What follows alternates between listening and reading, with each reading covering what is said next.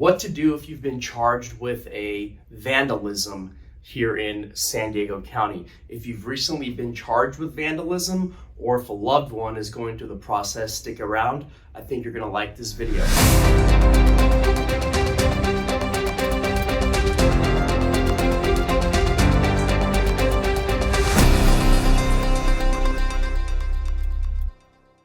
My name is Dod. I've been a criminal defense attorney here in San Diego County since 2004. My firm is Dod Law. We're located right here in San Diego downtown, and we have a virtual office in Vista. Today, what I want to talk to you about is vandalism. Now, there are different types of vandalism, right? You have a vandalism under $400, it could be a misdemeanor. You have vandalism over $400, it could be a felony.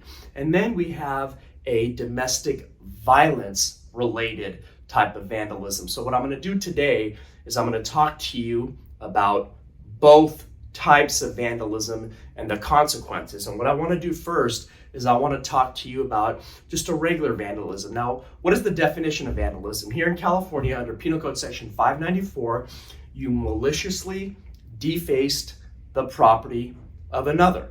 Now, it's either over $400 and it's a felony, it's under $400 and it's a misdemeanor. So, typical situation, you get upset at someone, you're angry at someone, you key their car, you pop their tires, you spray paint, you damage property. If it's under $400, it's a misdemeanor. What are the consequences of a misdemeanor here in San Diego? You could pay a fine, you could be placed on 1 year of informal probation. But what we can also do is we can also work out a diversion deal here in San Diego County. Now, what is misdemeanor diversion? What we can do is we can have you pay the restitution amount. So, hypothetically speaking, let's say it's a $350 in damages. You pay the restitution amount. We can continue the case for a certain period of time. You remain law-abiding, maybe do some volunteer work, public work service. If this was fueled by alcohol, maybe do some AA classes, and then we can get the case dismissed. That's on a misdemeanor, non-domestic violence related vandalism. Now, what if it's over 400? It's a little bit more trickery here, because if it's over 400, it is now a felony. And on a felony, typically what we would like to do is still have our client pay the restitution. So in these felony types of cases, it's usually a spray paint or some damage over $400. So let's just say you damaged, the walls of an apartment, and the damages exceed, $1,000, and the total restitution amount is paid in full, and we give the check to the DA, and the agreement is if you pay the restitution amount, then they will have you plead to a misdemeanor. Okay, so we got the felony down to a misdemeanor because you paid the restitution. Now, typically what we can do is just remain law-abiding for the next year, and we can either get the DA to agree to dismiss the case after a year, or we can bring our own motion after your 1 year of informal probation, as long as you do not violate the law and you do not have any same or similar incidents. And if the judge wanted you to do some counseling, therapy, AA classes, you do what you're supposed to do, and we can come back and we can try to get the charge dismissed off of your record. So we have the misdemeanor vandalism, where on the misdemeanor vandalism, we can try to work out diversion right off the bat, get the case dismissed. We have the felony vandalism, where if you pay the restitution, we can get it down to a misdemeanor, come back after a year, either the DA agrees to dismiss it or we file the expungement motion. Those are the two vandalisms that are non-DV related: under 400 misdemeanor, over 400 felony. It gets a little bit more trickier when we're going into the domestic violence realm. Now, we get a lot of domestic violence vandalism charges, right? You break your spouse's phone, your boyfriend or girlfriend's phone, you throw it on the ground, you slash their tires, you break their windows. Well, now we're in a domestic violence world, vandalism. And in these cases, it's a little bit more trickier, because typically the DAs or the city attorneys, the prosecutors, do not like to do any sort of diversion on a domestic violence type of charge. Now, it's still possible depending on the DA you get, that you're able to work out some sort of diversion on a vandalism, domestic violence related, as long as the so-called alleged victim is on board.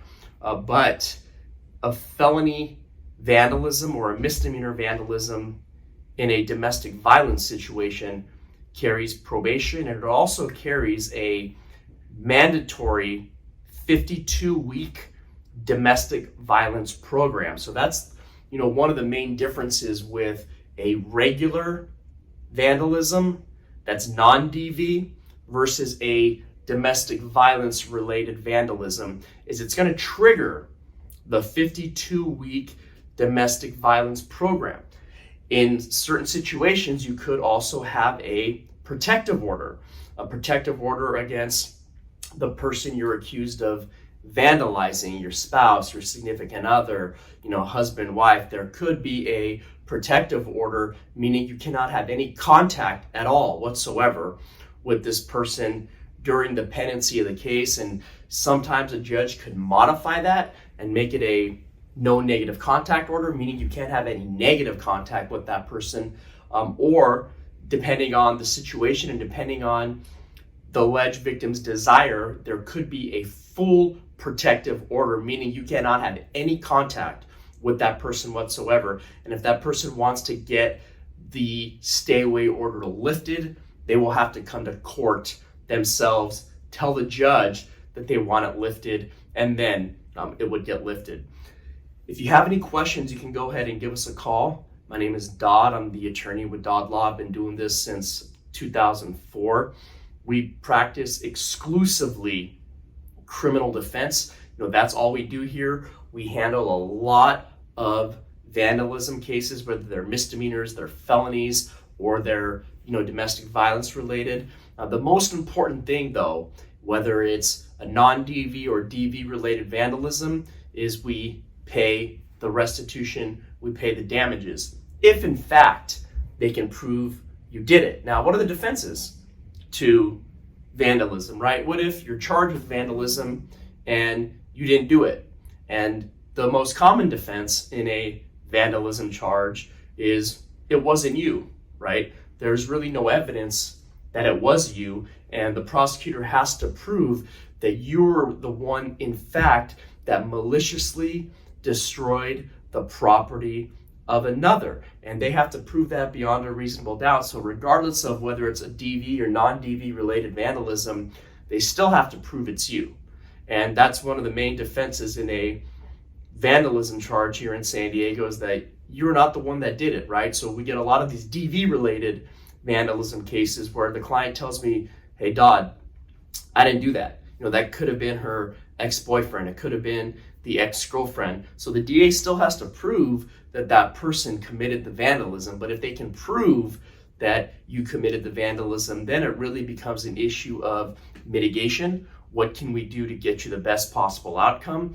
And like I said, I've been saying this the entire video, the most important thing is you pay back the damages, because if we pay back the damages, then we're going to get you the best deal. Always remember, money talks, right? So I hope you liked this video. You can like that. You can hit the like button. You can subscribe to our channel and hit the notification bell. If you have any questions, you can give us a call. My number is 619-814-5110, 619-814-5110. You can go to our website, www.dodlaw.com. That's www.dodlaw.com.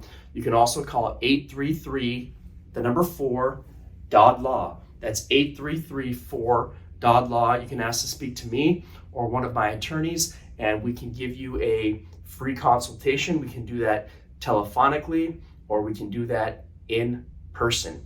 If you have any questions, give me a call. Please, please, please hit that like button and subscribe to our channel. We're here trying to put out these videos to basically help educate the public.